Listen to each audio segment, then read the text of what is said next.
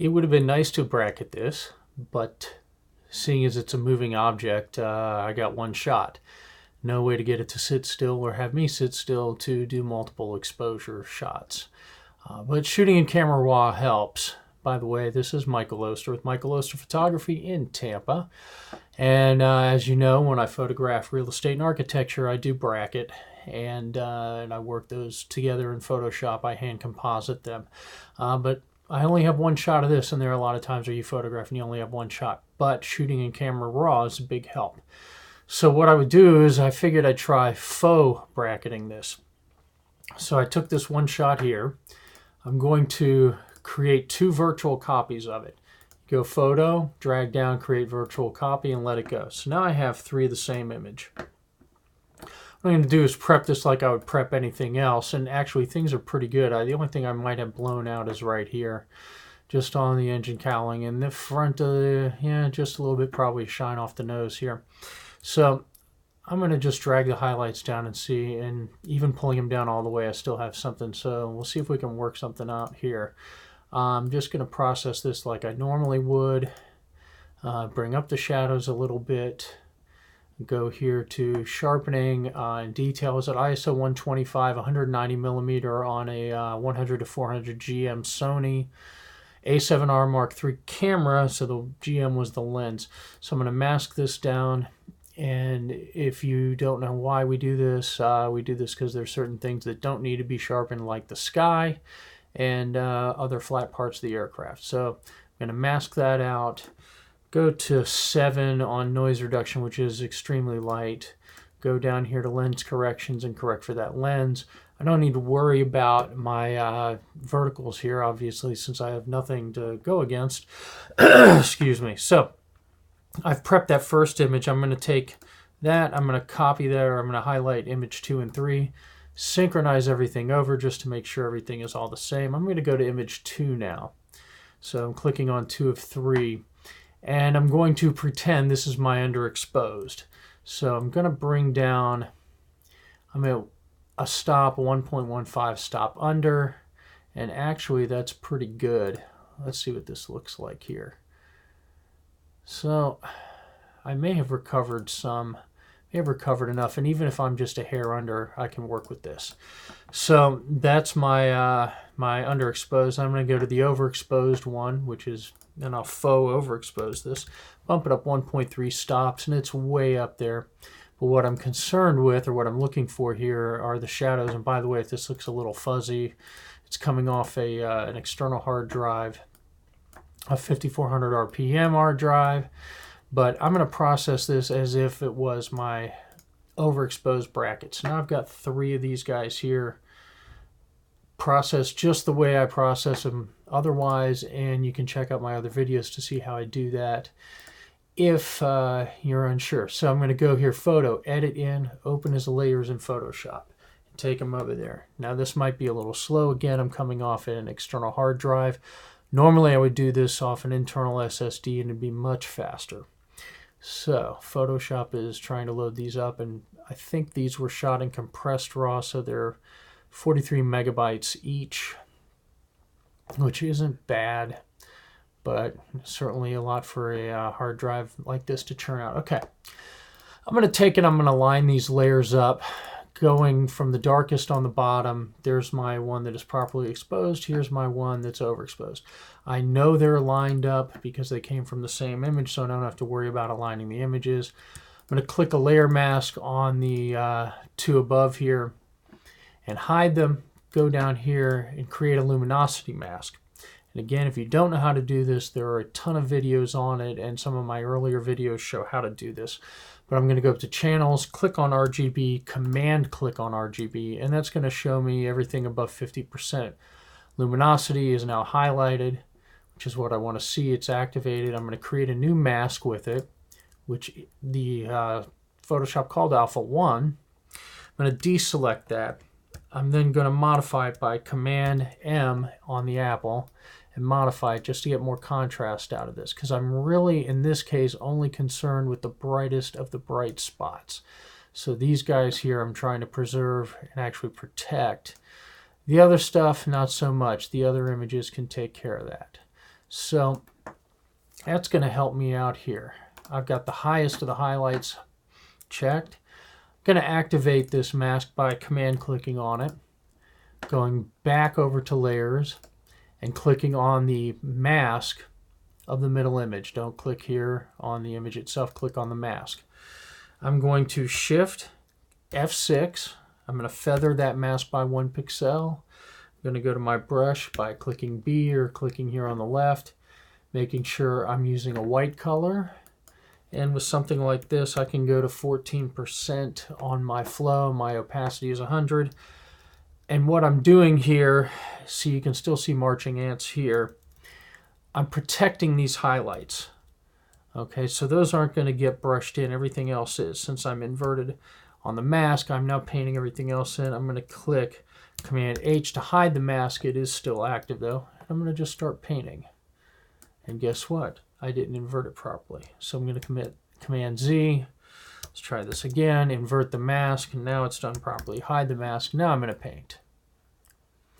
So I'm bringing in the properly exposed image on top of the darker one. I don't need the darker one now. I just need the highest highlights from the darker one. I'm going to brush in around the aircraft. By the way, it's a United 757 500 or 200 series. And I love those planes, even though they're getting old and they're going to be retiring out soon. But wonderful planes. Okay, so before, after. Now, if you look here, I'm going to option click on the mask so you can see. I'll tell you what I did.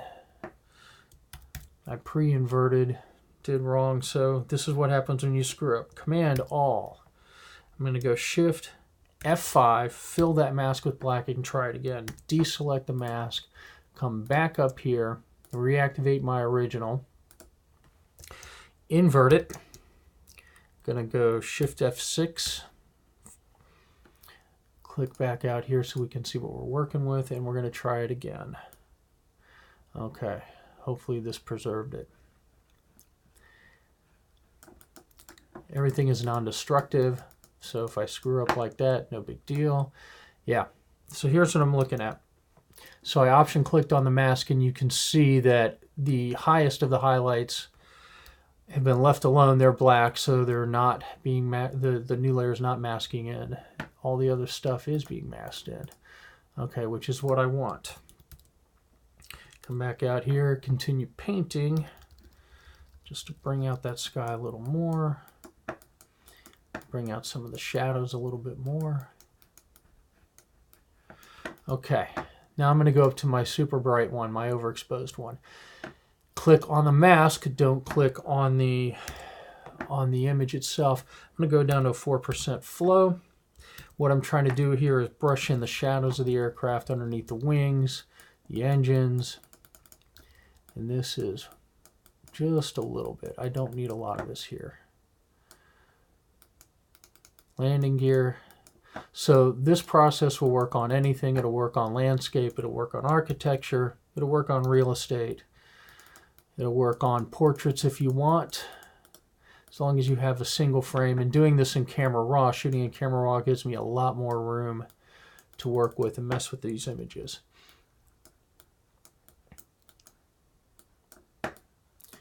And just bring this stuff up.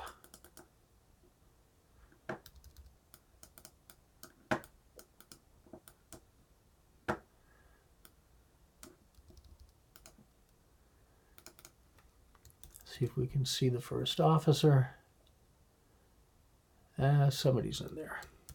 Okay, pull out of there. So this is before, that's after. So it's almost like I've got some lights in there. I'm light painting this, which I'm not, but if I was, it would look like that. Horizontal stabilizer. You get the picture. I'm going to deselect that. I'm going to come down here to my darks, my darkest image. I'm going to create a curves layer above it. And I'm going to bring this up a little bit. I know it seems counterintuitive, but you see now things look just a little more natural. But I've also raised up the levels in here on the high, not the whites, but the high high frequency or high colored or high luminance colors. So I'm going to go back to channels, reactivate that mask. Click on the mask, going to feather it, invert by clicking X. I inverted the colors here. My brush is now on black, and I'm just going to paint over the highest highlights in that mask. Again, if I option click here, you can see what I've done on the mask. There's also just a little bit probably up in here. There it goes. I'm just bringing that back to protect those highlights. All right, deselect that Command Alt Shift E or Command Option Shift E to a new layer. Do a quick cleanup by hitting J for the spot healing brush, and there really isn't anything here. No sensor dust, no vultures flying around, nothing else, no extraneous garbage. So we look good. I don't need to do a cleanup. Go here, create a new curves layer. Boost the brightness up just a little bit, and I'm not really pulling the whites up, I'm just pulling up the high mids.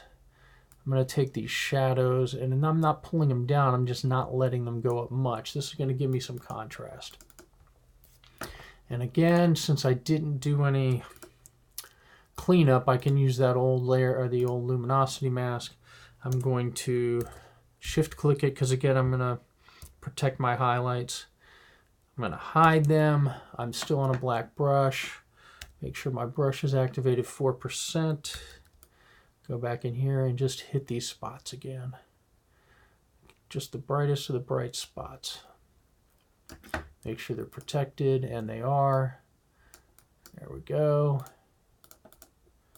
Before, after, deselect. There's really nothing I need to do here. I'm going to flatten it. Get out of this, go back to Lightroom. And it's being slow. There we go. It's saving to an old hard drive. Just do my last touch-ups here in Lightroom. Bring up the contrast, bring up the brightness a hair, check my highlights.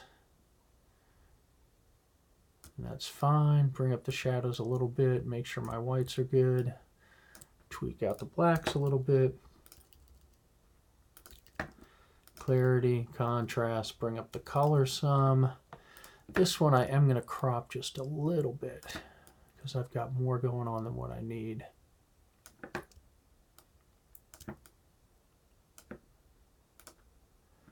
And I want to bring this back. I want the plane to have some distance. I want it to look like it's flying to something instead of having it be at the edge of the frame there. Just kind of center it up. Not bad. Give it a vignette, just a hair. And I think we got a decent image. So I would export this out as whatever I need it to be, JPEG, TIFF, whatever. God. So working off a slow spinning hard drive does slow things down. So it's sharp. It just takes a couple of seconds to fill in there. Okay, that'll do it. Quick tutorial on faux bracketing. Let me know what you think. Hit me up with an email, comment in the video. I will talk to you again.